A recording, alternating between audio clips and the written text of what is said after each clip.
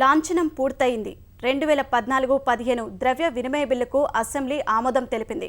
దీనికి Congress, BJP, MIM, YCP, CPM మద్దతు తెలిపాయి. ద్రవ్య వినిమయ బిల్లుకు అసెంబ్లీ ఏకగ్రీవ ఆమోదం తెలిపింది. అయితే ప్రభుత్వ తీరును నిరసిస్తూ తెలుగుదేశం వాకౌట్ చేసింది.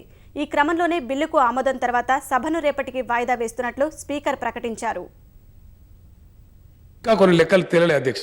ఈ సంవత్సరానికి సంబంధించి ఫైనాన్స్ కమిషన్ లెక్కలంటే గ్లూమీగా ఉన్నాయి, కన్ఫ్యూజన్ ఉంది. మేము చెప్పిన దానిలో పెద్ద కన్ఫ్యూజన్ ఏం లేదు అధ్యక్ష. దీని అంత పెద్ద ఆగమాగం కావాల్సిన కర్లేదు. కొంత అవగాహన లేమి ఏదైతే ఉందో, కొత్త రాష్ట్రం కావడం, అధికారులు లేకపోవడం, కేంద్రంలో కూడా కొత్త ప్రభుత్వం పగ్గాలు చేపట్టడం, వాళ్ళ పాలసీ ఫార్ములేషన్ కూడా ఇంకా ఫైనల్ కాకపోవడం, తెలంగాణ రాష్ట్రం బిగినింగ్ లో దీన్ని బాలారిష్టాలు లేదా టీచింగ్ ప్రాబ్లమ్స్ అని అంటారు అధ్యక్ష. ఇవి తప్పు.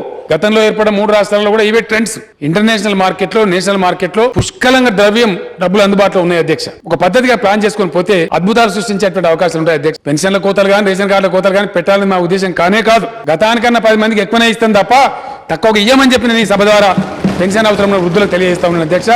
వితంతువులు కూడా తెలియజేస్తా ఉన్నాను. గతంలో ఉన్న సంఖ్య ఆల్మోస్ట్ వచ్చింది. ఇప్పుడు ఇంకా పూర్తి లెక్కలు తేలితే దాదాపు 50,000 మందికో 1,00,000 మందికో ఎక్కువనే వస్తుంది తప్ప తక్కువ రాదని కూడా మనం చేస్తా ఉన్నాను అధ్యక్ష. తెలంగాణ వాటర్ గ్రిడ్ ద్వారా 4.5 సంవత్సరాలు గడిచే నాటికి ఆడబిడ్డ బిందె పట్టుకొని మంచినీళ్ళ కోసం బజార్ మీద కనిపించదని చెప్పి మనం చేస్తా ఉన్నాను అధ్యక్ష. ఈ మాట చెప్పడానికి సాహసం కావాలి. రాత్రి పగలు రాక్షసుల్లా కష్టపడతామనేటువంటి ధైర్యం మాకుంది.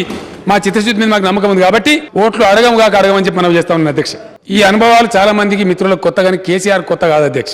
సిన్సియారిటీ ఉంటే, కన్విక్షన్ ఉంటే 2001లో ప్రారంభించబడ్డ తెలంగాణ మిషన్ తెలంగాణ రాష్ట్రానికి చేరుకున్నది అధ్యక్ష. ఈరోజు అదే పద్ధతులలో ఇవి కూడా సాధించి ప్రజలకు అందిస్తాం అధ్యక్ష. మాకు ఆ చిత్తశుద్ధి ఉంది. కేంద్ర ప్రభుత్వ సహకారం కూడా లభించే విధంగా మేము అన్ని స్ట్రాటజీలు చేసుకుంటాం. దయదలిచి గత కాంగ్రెస్ ప్రభుత్వం 54% మనకు, 46% ఆంధ్ర రాష్ట్రానికి ఇచ్చింది అధ్యక్ష. దాంట్లో ఒక వారం మాత్రమే వచ్చింది అధ్యక్ష. వారం తర్వాత నుంచి తొండి మొదలైంది అధ్యక్ష. ఈ రోజు వరకు కూడా సీలియర్ లో వచ్చే పవర్ ను ఆంధ్రప్రదేశ్ షెడ్యూల్ చేస్తలేదు అధ్యక్ష.